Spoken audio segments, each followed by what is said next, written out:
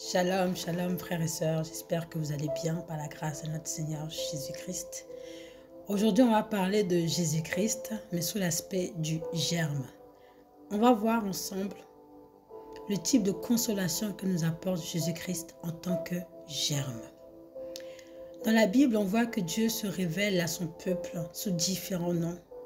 C'est pas pour faire joli, c'est pas pour de la rhumatologie, c'est parce que derrière chaque nom se cache une puissance.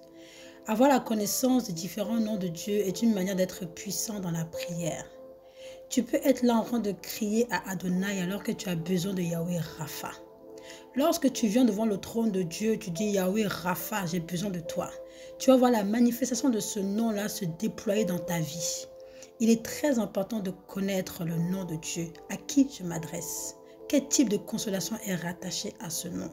Aujourd'hui, on va parler de Jésus-Christ sur l'aspect du germe, le type de consolation que nous apporte le germe. Je vais prier afin que toi qui m'écoutes, que ton cœur soit disposé à recevoir ta part.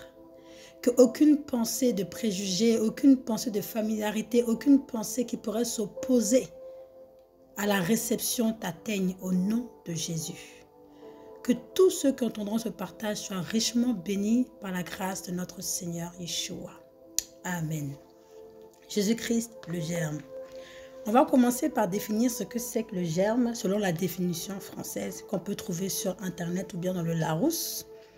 On nous dit qu'en biologie botanique, un germe est défini comme la partie reproductrice d'une plante. Dans le germe, il y a la vie même lorsqu'elle n'est pas encore visible. On nous dit également que le germe est un embryon de plante contenu dans une graine. En hébreu, le germe veut dire tsemar.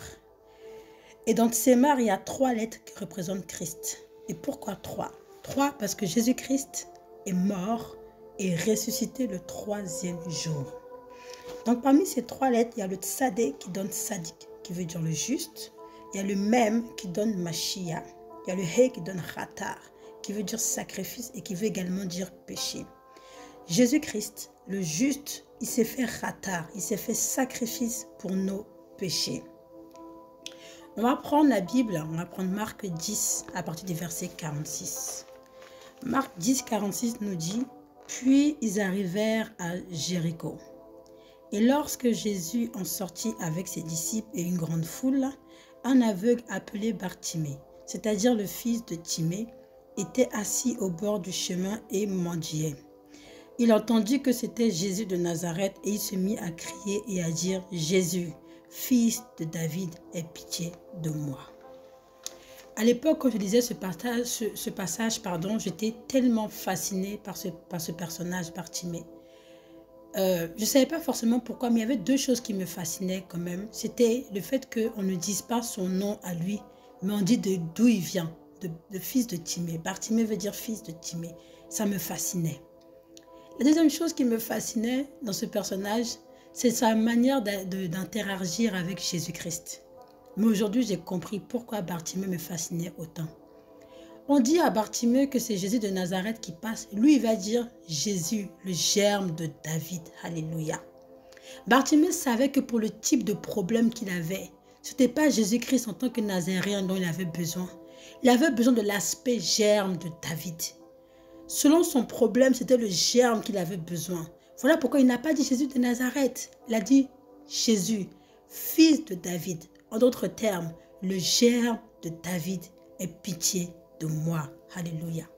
Si comme Bartimée, tu as la connaissance, mais qu'il te manque la vision, il te manque une directive, tu dois prendre une décision importante, tu ne sais pas quoi choisir, tu ne sais pas quoi faire, tu as un dilemme entre un travail et un autre, entre un pays et un autre, crie au germe de David, il te donnera la solution. Alléluia.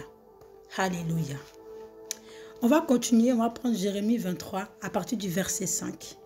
La Bible dit, « Voici les jours viennent, dit Yahweh, où je susciterai à David un germe juste. » Yeshua est le germe juste de David. Et dans les lettres hébraïques, il y a des valeurs numériques. Les lettres ont des valeurs numériques. Quand on prend la phrase « à David, un germe juste », ça a pour valeur numérique 386. Et 386 est la valeur numérique de Yehoshua. Alléluia. Yeshua est véritablement le germe de David. Et c'est cette connaissance que Bartimée avait. Voilà pourquoi ce personnage me fascinait autant. C'est maintenant que j'ai compris que Bartimée me fascinait à cause de ça. Alléluia. On va continuer avec Ésaïe 4, à partir du verset 1. Ésaïe nous dit, « En ce jour, 7 femmes saisiront un seul homme et diront, « Nous mangerons notre pain et nous nous vêtirons de nos habits. Mais fais-nous seulement porter ton nom et enlève notre opprobre. » On ne va pas prendre ce verset ici d'un point de vue du contexte. On va le prendre d'un point de vue prophétique. Ici, il s'agit ici des 7 églises dont parle Apocalypse. C'est cette église-là à qui Dieu va faire des promesses. Ces églises ici, ces femmes ici représentent ces églises-là. Elles disent à un seul homme, fais-nous seulement porter ton nom. Jésus-Christ est le seul qui a reçu le nom au-dessus de tous les noms. Enlève notre opprobre. Jésus-Christ est le seul qui enlève l'opprobre de l'Église. Par sa mort et sa résurrection, Christ a ôté l'opprobre de l'Église. Alléluia. Waouh. Alléluia. Alléluia. On va continuer. Dans Ésaïe 4, à partir du verset 2, on dit, « En ce temps-là, le germe de Yahweh sera plein de noblesse et de gloire, et le fruit de la terre plein de grandeur et d'excellence pour les rescapés d'Israël. » Le deuxième type de personnes qui bénéficient de la consolation du germe, ce sont les rescapés. Un rescapé est une personne qui est sortie d'un danger sain et sauf, d'une catastrophe, d'un sinistre. Toi qui m'écoutes, tu as failli mourir d'un accident de voiture. Le germe de David est venu te sauver. Toi-même qui as failli mourir spirituellement, tu as failli perdre la foi. Le germe de David est venu te consoler, te sauver. Voilà le type de consolation qu'apporte Jésus-Christ en tant que le germe. On va continuer dans Zacharie 3, au verset 1 à 10. Le prophète Zacharie a eu une vision où Josué, le grand prêtre, se tenait debout devant l'ange de Yahweh et Satan se tenait debout à sa droite.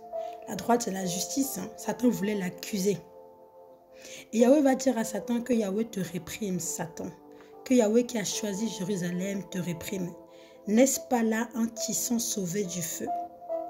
Le germe est celui qui vient arracher les tissons du feu. Un tisson, c'est un morceau de bois brûlé, mais pas entièrement. Tu es brûlé, mais tu n'es pas totalement mort. Il y a encore de l'espoir. Le germe est là. On va prendre Matthieu 12 à partir du verset 20. Il ne brisera pas le roseau cassé et n'éteindra pas le lumignon qui fume jusqu'à ce qu'il ait fait triompher la justice. Et les nations espéreront en son nom. Yeshua, le germe, ne brisera pas le roseau cassé. Un roseau, c'est une plante aquatique, c'est une plante qui est dans l'eau. Et la particularité du roseau, c'est que sa tige, du roseau, c'est que sa tige est droite et lisse. Et s'il s'avère que toi, qui as un roseau, qui est droit et lisse, que tu as été cassé, sache que le germe ne te brisera pas. La Bible dit encore que il n'éteindra pas le lumignon qui fume. Un lumignon, c'est une lampe qui éclaire, mais faiblement. Elle est même sur le point de s'éteindre. Là, le germe vient. Il ne t'éteint pas. Le germe apporte la consolation à ces personnes qui appartiennent à la maison, qui sont sur le point de lâcher, sur le point d'abandonner, sur le point de tout quitter. Le germe vient apporter la consolation.